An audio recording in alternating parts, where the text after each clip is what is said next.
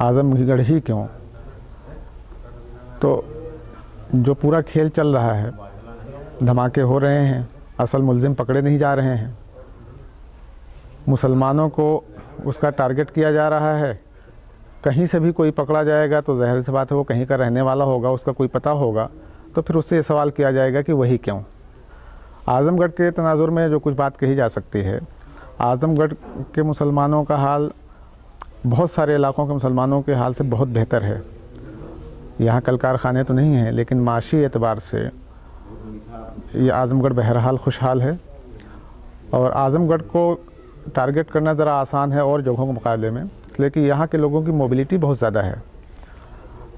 बैरून मुल्क पहले कभी बर्मा जाते थे, फिर गल्फ़, सिंगापुर, मलेशिया, हिंदुस्तान का भी कोई कोना ऐसा नहीं है जहाँ यहाँ के लड़के पढ़ाई के सिलसिले में या यहाँ के लोग रोज़गार के सिलसिले में मौजूद न हों। कहा जाता है कि जहाँ जहाँ आदमी है वहाँ जहाँ आदमी है वहाँ आदमी है। ये कौन लोग हैं और इस साजिश के ज़रिए क्या हासिल करना चाह रहे हैं? तो मैं जो बात कह रहा था कि इसमें आजकल मोबाइल का ज़माना है और लोकेशन के एतबार से कहीं आने जाने का जो मामला होता है, बहुत आसानी से आज़मगढ़ के लोगों को उसमें ट्रैप किया जा सकता है, इसलिए कि यहाँ के लोगों की मोबिलिटी बहुत ज़्यादा है। मैं पूछ रहा हूँ कि ये कौन लोग हैं जो साजिश कर रहे हैं और क्या क्या मकासद हासिल करना चाह रहे हैं साजिश? भाई पूरी एक लॉबी है, वो आज से नहीं, आज़ादी से बहुत पहले से वो लॉबी काम कर रही है। अभिनव भारत आज हमारे लिए भली नहीं हो, लेकिन 1904 में उसकी बुनियाद पड़ी थी। उसी अभिनव भारत का मेंबर था नाथूराम गोडसे, जिसने गांधी जी का कत्ल किया था। तो गांधी जी के कत्ल से हिंदुस्तान की कौन सी भलाई होने वाली थी? लेकिन नहीं, ये एक ख़ास ज़हनीत रखने वाले लोग हैं जो पूरे मुल्क को अपना ग़ुलाम बना के रखना चाहते हैं, हिंदू मुस्लिम तमाम लोगों को, और ये अपने काज की तकमील के लिए किसी को भी निशाना बना सकते हैं। और मुसलमान चूँकि तरलुकमा है, बहुत आसानी से उसे पाकिस्तान, ISI या हिंदू मुखालिफ कह दिया जाता है, तो मुसलमान ज़रा सॉफ्ट टारगेट हो जाता है, इसलिए उसको आसानी से टारगेट किया जा सकता है, और ये हो रहा है। जो लोग ये साजिशें कर रहे हैं मुस्तकिल, तो अपने मिशन में कितनी हद तक कामयाब हैं? देखिए, ये कहा जा सकता है कि बहुत हद तक कामयाब हैं वो। आज बहरहाल वो एक फ़िज़ा बनाने में कामयाब है इस मुल्क में कि नहीं, मुसलमान दहशतगर्द है या दहशतगर्दी से उसका कुछ लेना देना है। और ये इतने ढीठ लोग हैं कि देखिए, बाकायदा हिंदू दहशतगर्दी से पर्दा उठने के बाद भी ये लगातार इस प्रचार में लगे हुए हैं कि नहीं, दहशतगर्दी जो है वो मुसलमानों से ही मंसूब है।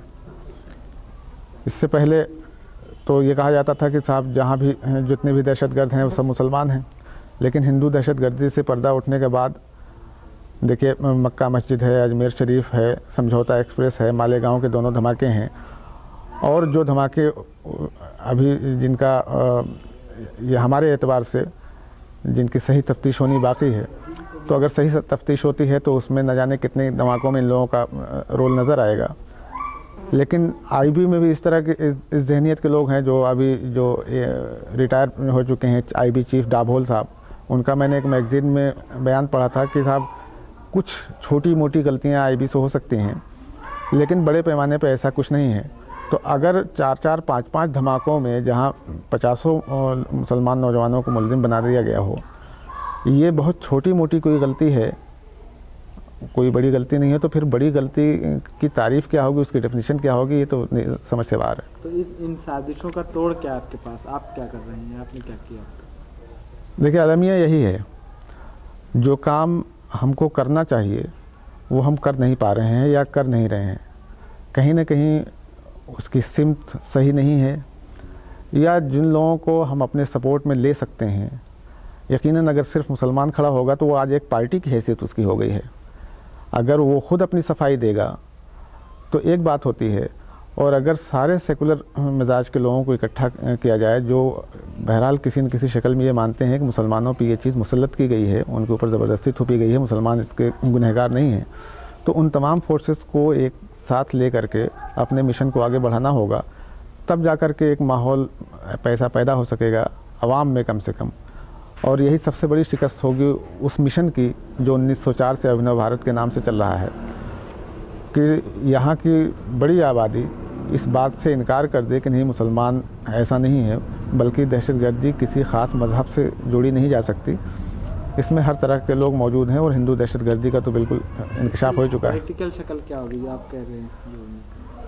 प्रैक्टिकल शक्ल ये है कि हम उनको दावतनामा दें, ख़ुद लीड लें।